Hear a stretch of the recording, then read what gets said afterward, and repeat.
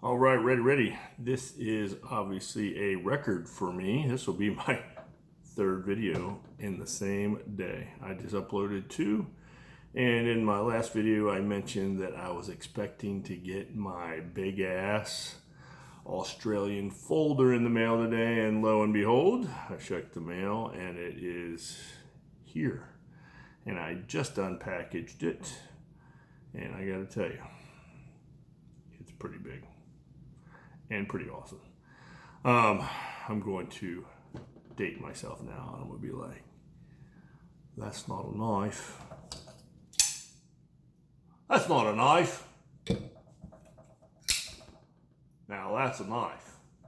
So, before I get into this big old, it's obnoxious, but at the same time, I already fell in love with it. It is definitely not for most people. But yeah. Anyway, if you weren't familiar with my previous videos where I hinted about this knife, it is a knife by a company called Halfbreed. They're out of Australia.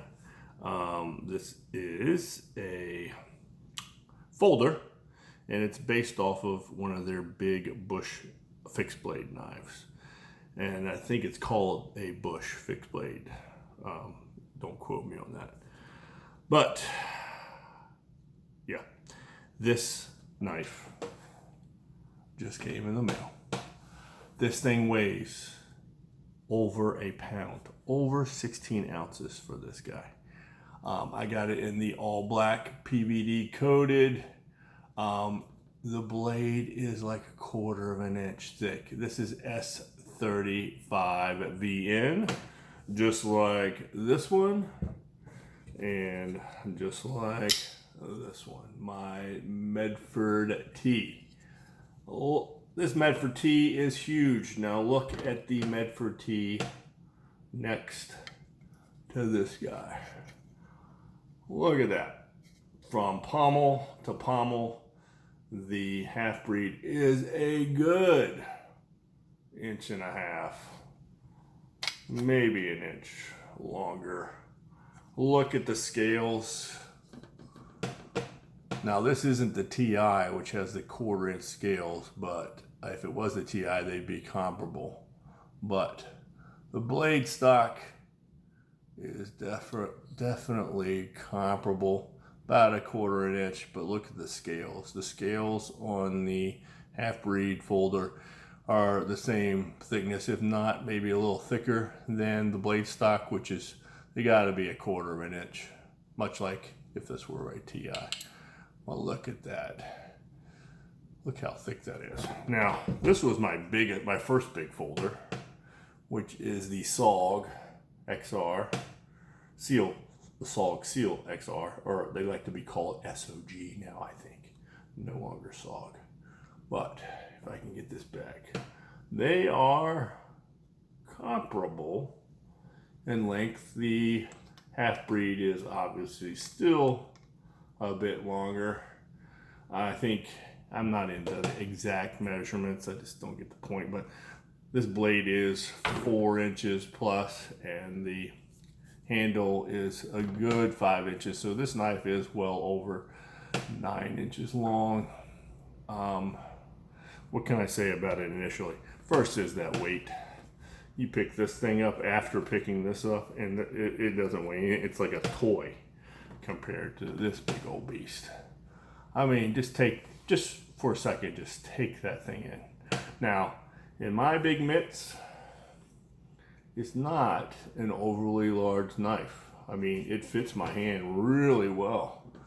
Like the pommel, which isn't overly exaggerated, much like the one on here, or this one, which is flat. I mean, I guess it's good for cracking skulls, but not for breaking windows. This one comes up to a nice point. I do believe this is D2. Their pommel is made out of D2. Again, the blade is S35VN, and the scales are titanium. The only drawback when I purchased this knife, before I purchased this, was that it is a liner lock. It is not a frame lock, and it uses a stainless steel insert for the frame lock. But I have watched some videos where people have tried to destroy this knife, and they have not succeeded. So this, I think this would be the epitome of a hard use knife. Check out that finger choil up underneath the front of that blade. That is the biggest finger choil I have ever seen. Usually I complain about the finger choils. Like, here's my Medford T.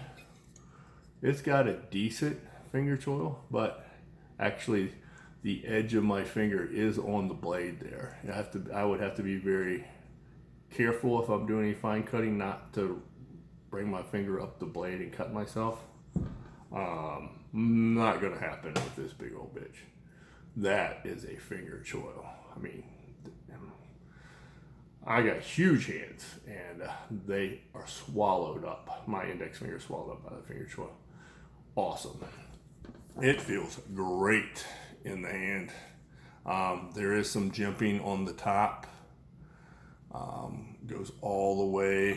It's a lot like the SOG.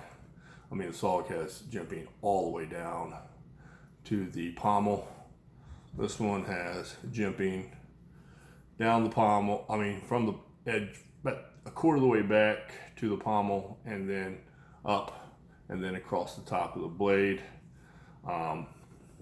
What is great about this guy is that there are two very good ways of opening this knife. First, you got the flipper tab, which for a knife this big, still got to break this thing in, but for as big as it is, it actually has pretty good action. I do believe these are washers, not ball bearings, which I like.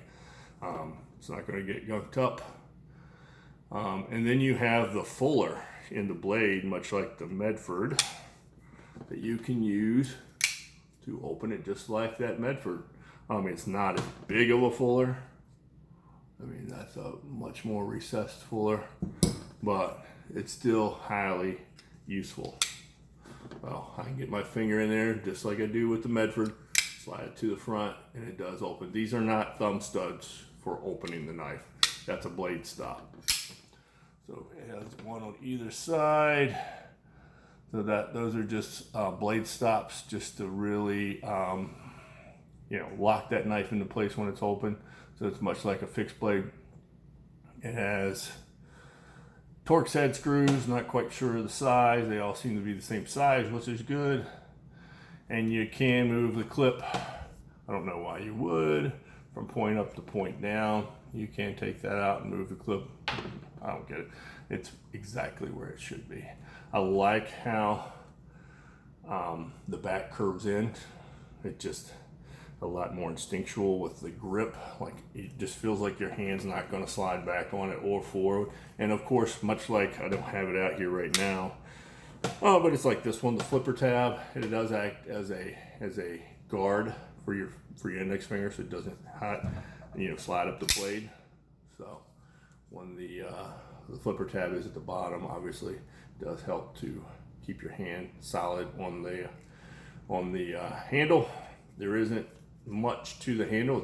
It's not super slick, but there's no, like these have this plasticky scales. They are grippy, but my biggest concern with this guy was that it's just plastic. Why couldn't they put, for the price point, why couldn't they put G10 scales on this knife? It would have made it look so much better. Plus, I hate that XR lock. I just hate it. Makes it not a heavy use knife just because of those little Omega springs in there. But again, check this beast out. 1/4-inch blade, 1/4-inch scales, titanium, S35 VN, D2 on the pommel, and the backbone continues up. Has the nice heavy blade stops, finger choil, huge, fuller. Not super thick, but that allows the blade to maintain its rigidity. It's got that's pretty sharp out of the box. And I'm looking at the way it was sharpened, and someone took their time I mean, it's not a sloppy sharpening. There's PVD coated, just like that guy and that guy. But I gotta tell you what, a pound. This knife weighs a pound. I don't have fixed blades that weigh a pound. But once I have it in my pocket, I'm telling you, as soon as I got it stuck in my pocket, I've been working on my Forerunner for like 4 days now. That's a whole, I was thinking about making a video on it, but I'm not real good at making videos as I'm doing shit. I made a video on changing the differential fluids and the oil in my Crosstrek, and I got a bunch of because I didn't walk them through every freaking step. I'm sorry, if you need me to show you every little thing, you probably shouldn't be doing it yourself. My biggest thing was, my point of that video was to say, hey, you can do this yourself. You don't need to take it to the dealership. And I gave like the socket sizes because they're Torx, and basically told everybody where it was. But you didn't show me every little step because I need to see every little thing. So that's why I haven't shown the Forerunner video. I basically have taken the entire braking system apart, replacing all the rotors. I've had to replace both front calipers. Luckily, I was able to salvage the rear calipers, new brake pads. I'm replacing the front brake, the metal brake lines, because they're, when you take the calipers off, I kind of kinked them a little bit. So I'm waiting for those to come in. Then I got to obviously fill the system up with brake fluid, get all the air out of the lines. And my fender wells, I've been recoating those with rust resistant primer and stuff, just to keep them looking nice and stuff. So I was going to do a video on it, but at the same time, I'm like, I'd get a bunch of people going, you're not showing me every little thing. But on a side note, Toyota Forerunner front calipers are the stupidest made caliper I've ever seen. It's one piece, and you got to run this pin through the brake pads, and if the calipers have any age on them, those pins seize up, and you're supposed to like tap them from the wheel well out. And if you even dimple or mushroom the edge of that pin even a little bit with a hammer, it's not going through the hole. So why couldn't they make the caliper like every other, even the rear caliper? You have a top cover that has the pins that run on that basically move back and forth through the little gasket. You take them off with a wrench, put a little grease back on them, put them back in, put the cover back on, and tighten them back down. But no, Forerunners have to have this one big ass 2-piston caliper with pins, and the pins always seize. So I had to buy brand new calipers for front and rear. But anyway, probably spent too much time talking about the Forerunner, but I'm doing it right so that it's a 2011. It's basically just for pulling a trailer now, and just it's been kind of put out to pasture, but it's still in great shape. I don't want to get rid of it. So just taking my time and doing one wheel at a time, because I lose my patience quick. But back to the Halfbreed. Again, full pound, 1/4 inch stock on a blade, titanium, 1/4 inch titanium frame. The only thing that I'm a little iffy about is it being a liner lock with that stainless steel. Time will tell if that'll hold up. But again, I have so many freaking knives. I almost bought this as a novelty because I saw it and I'm like, I couldn't even believe this thing even existed. Just a few people that would actually buy this. I mean, you have to be a big dude, or else this is going to look ridiculous. As it is, I had to make sure I had my belt in my shorts, or this thing would pull your shorts down. So I made sure I had a belt on. But once it was in my pocket, I really didn't even notice it was there. And I'm sure after carrying it for a while, that initial weight of it will probably go away. But then I'll go to pick up, like, this was a big knife until I got this guy. And now, this thing doesn't weigh anything. And this is a big freaking knife. Most people complain about this Medford T being like a huge knife. This thing, it dwarfs it. Not so much. Obviously the Medford's a lot taller, the blade is. But if you could just hold this knife and hold this in your hand, this feels like a toy now compared to this thing. So I will definitely enjoy carrying and playing with this knife. That finger choil alone makes me love it. The jimping is not as aggressive as on the Medford, but it is definitely there. There is some jimping on the back here, which is nice. There isn't any up here towards the liner lock. If you're wondering what these are on both sides, if you're a bushcrafty kind of person and you don't like to use your lighter or, you know, a ferro rod or anything else, and you like to make your fire with a stick, you can use that for, I even forgot what it's called, but you know what I'm talking about. Oh, you put it on top, you know, spin it, make that fire. That's too much work for me. But if you want to do that, you got the spot on both sides for it. But it's got a hole for a lanyard. Why the hell would you need a lanyard on this big old honking thing? It's got I wouldn't call it a deep carry pocket clip, because basically that much is going to stick out of your pocket, which I think you need. You need to be able to grab this big old guy out of your pocket. You're not going to hide this thing in your pocket, so I like that it's not super deep carry. I mean, it does have a pommel on it, so it's going to stick up out of your pocket. So let's check out those two pommels. They're both about the same. They both got a good, you know, glass breaker on. I've talked about this in previous videos.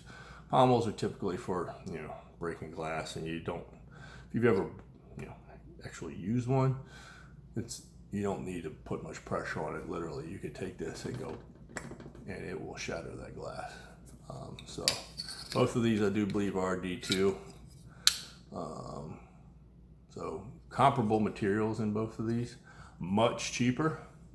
The conversion rate, I think I paid for it in Australian money, whatever they use over there, but the conversion rate's much lower in US dollars. So it'll take some time to break that in, but I would say I think I paid it under $400, maybe like $350. I'm still not really sure about the conversion rate. I really wasn't paying any attention. I would have almost paid pretty much anything for it because I just loved it when I saw it. You can get this in an OD green. You can get it in this, obviously the all black, which is my favorite. And then they had it in OD green, black, and then I think like a brownish color, like a khaki brown or whatever they call it, field brown, who knows. But yeah, the black is definitely the best. So again, you got the flipper tab, which will break in like butter. It's got the washers, which I like, so you're not going to get a lot of gunk in there like you would with ball bearings. You have the fuller on the blade, so you can open it much like that Medford T, which is, up until this guy came, I was carrying this thing literally every day in my pocket, and it's like nothing to me now. At first it was a big old knife, and now that this one came around, I mean, like I said, this thing feels like a toy. So I would highly recommend it if you're into big knives. You're not going to find a folder any bigger than this, I would suspect, over a pound. Again, 1/4 inch slabs of titanium, and that big old honking blade. That's a good blade. I mean, it's similar blade style to this one. It just looks like this one's is his big brother. And when I did the review on this, I didn't like that hole in the blade. I feel like all it does is make it weak. It would have been better with a fuller like that, or a thumb stud, you know. But they removed that, I guess, because probably to lighten up the blade. But anyway, there you go. That is my initial review. I will carry it for a while and then do another review on it.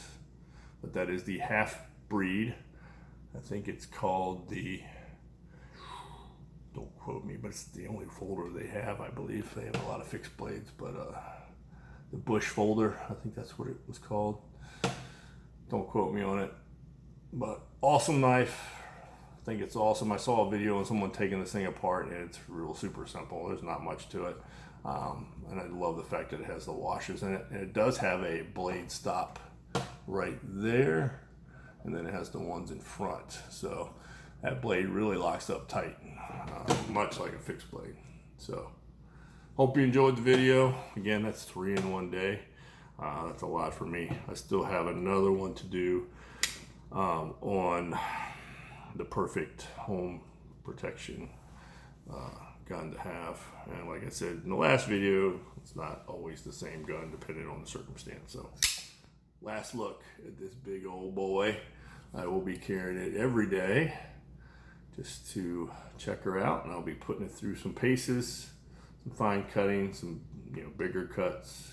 I'm not going to abuse it because I don't want to abuse it and damage it, but I bet you it would take a lot to break that boy.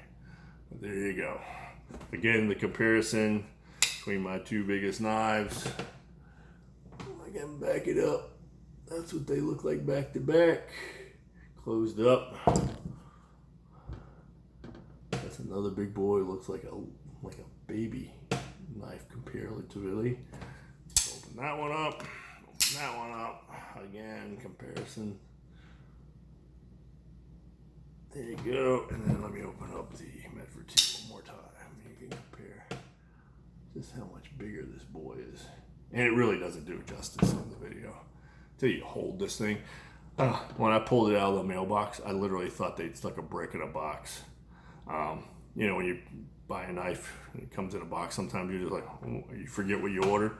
I totally didn't forget what this was. Once I pulled the box out, I'm like, Jesus, that is what else is in there? And it was just this knife. And it's titanium. Can you imagine if this was a all steel knife, how much it would weigh?